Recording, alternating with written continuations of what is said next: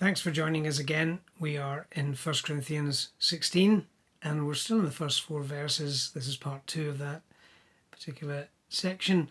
We looked last time we recorded this about verses 1 and 2, and we thought about the collection and the gathering of funds for the poor believers in Achaia and Jerusalem.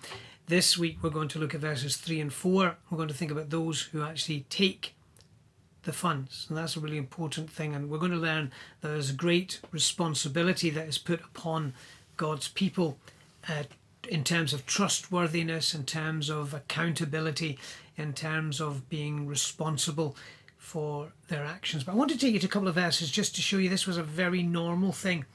I mentioned to you last week from Acts chapter 2 and verse 45 about the care for believers who were in Jerusalem at the time.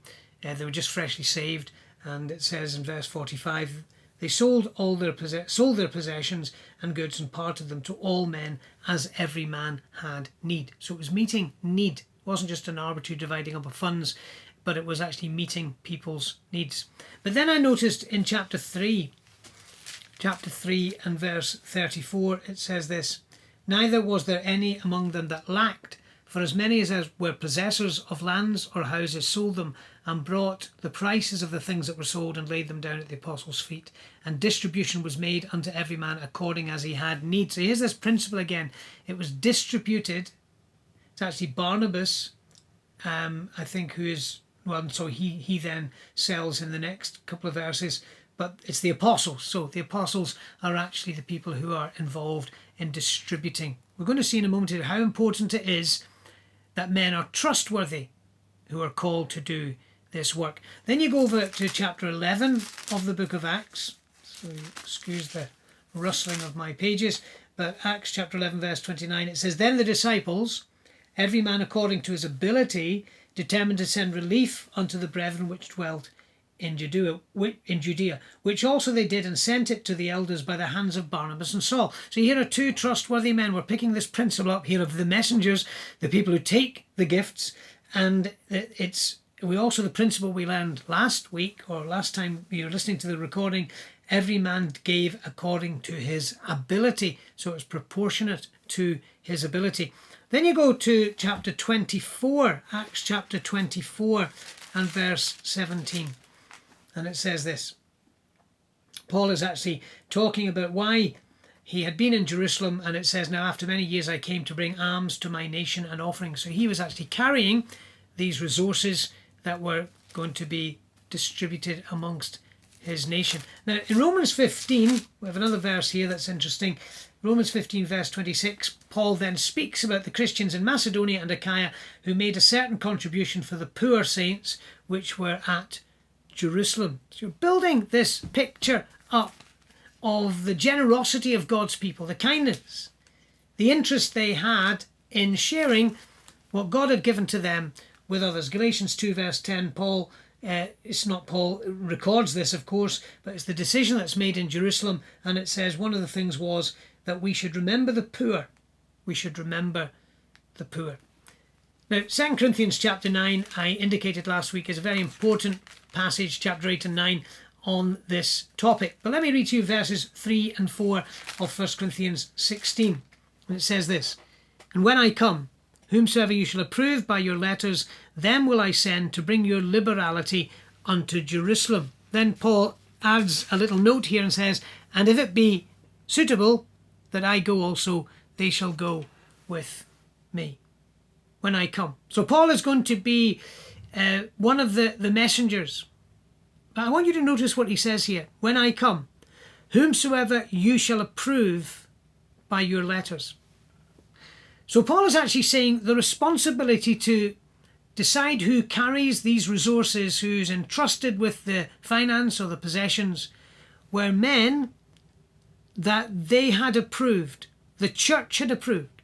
So it was the local assembly that had the responsibility to identify trustworthy men. It wasn't Paul's responsibility. This was a gift from that church to these believers, and so the responsibility lay with the assembly, no doubt guided by elders, and maybe an input from apostles because they were still about at that stage, but the ultimate responsibility lay with the elders. That is true, or lay with the assembly, should I say. That is true even today.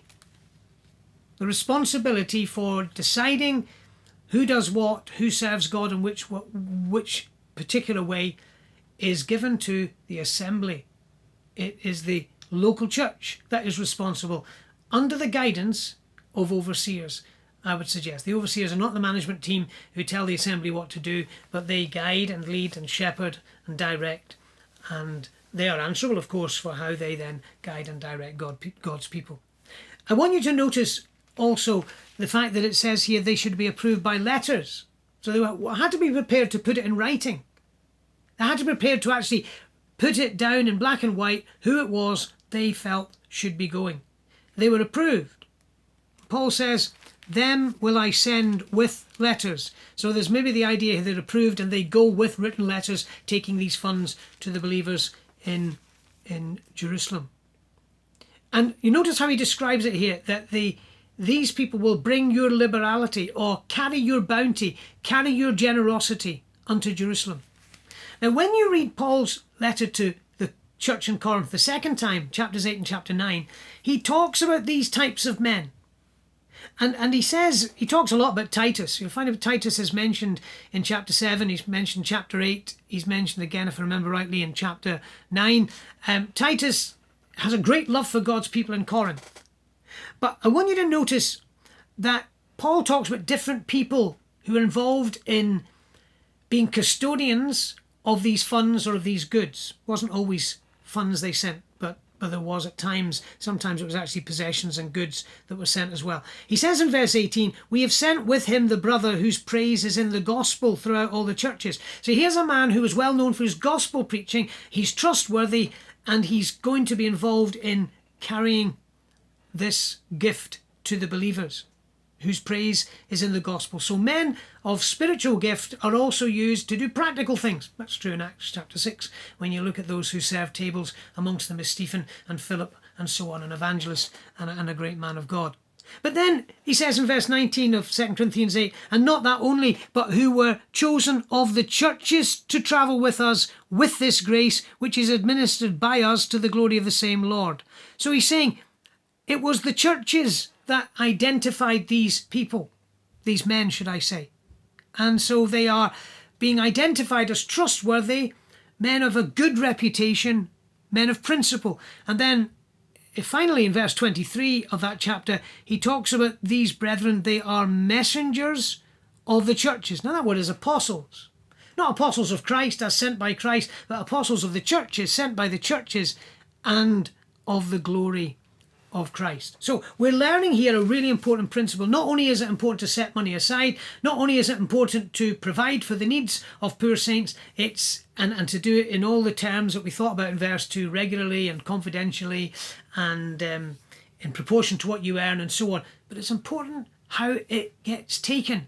It's to be done, carried, transported, brought to the people by those who are trustworthy, those who have a good reputation, those who are messengers, apostles of the churches, those who are known for working for God in a spiritual capacity, and they're also therefore trustworthy to communicate this. Now, Paul does, as I said to you, add on to this and say, and if it's suitable, if it's meet or appropriate, I will come. And I will go also, and they shall go with me. So Paul wanted to go, as we've spoke about in our introduction to chapter 16. He was kind of desperate to get to Corinth to see the saints. Thanks for sticking with us. Please come back as we continue through chapter 16, and may God bless his word to you today.